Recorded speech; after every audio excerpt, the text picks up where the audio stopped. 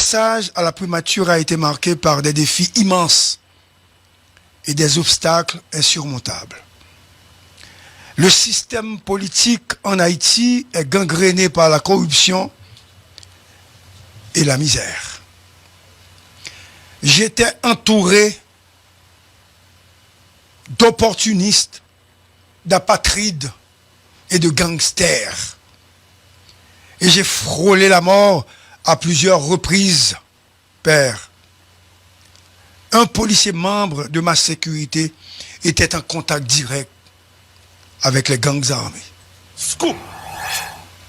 Les promesses de la communauté internationale, papa, n'ont jamais été tenues.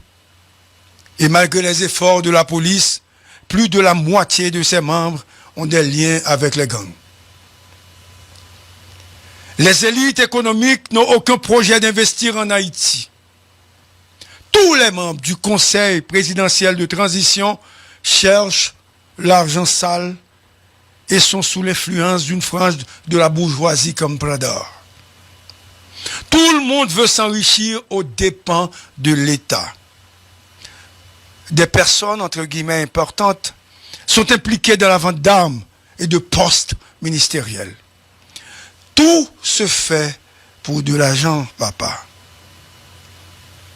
Les partis traditionnels se sont engagés dans une alliance malsaine pour financer les gangs et conspirer contre moi. Ils ont payé pour ma déstabilisation. Et les sanctionnés se sont ligués contre moi pour infiltrer et placer leurs poulets dans le système administratif, papa.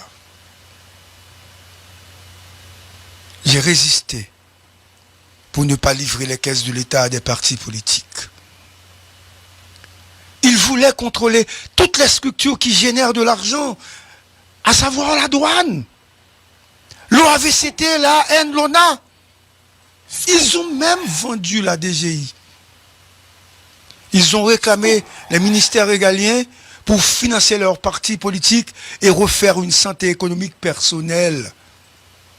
Ils ont volé l'argent de l'assainissement. Rien n'a été fait par le ministère de l'Environnement et des Travaux publics. Ils voulaient tous avoir un passeport diplomatique pour leur petit ami. L'un d'entre eux, membre du CPT, a même demandé 5 postes diplomatiques pour femmes et concubines, papa. Je voulais vraiment trouver des moyens pour aider la police et l'armée. Mais ils ont demandé aux chefs de la police et de l'armée de se présenter chaque matin à leur bureau pour voir les plans d'opération. Parce qu'ils avaient des bandits à protéger, père.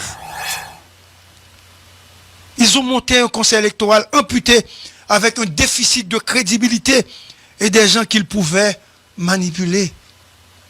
Tout le monde voulait avoir un poste dans l'État.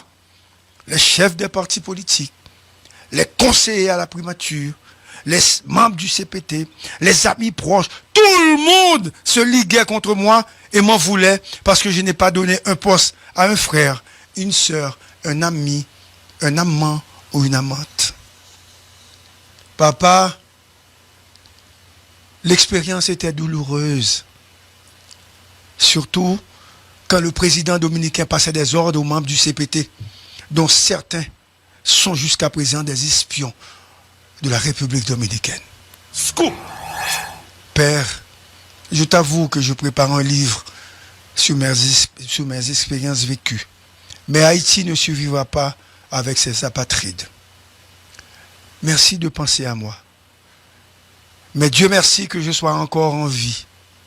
Papa, le carreau est tout prêt et Haïti ne s'en sortira pas sans une aide massive de la communauté internationale et une nouvelle classe politique.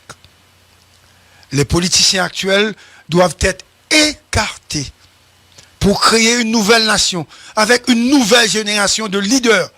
Ceux qui sont au pouvoir font partie de la génération des pourris, papa. Que Dieu nous vienne en aide avec tout mon amour et ma gratitude. Gary.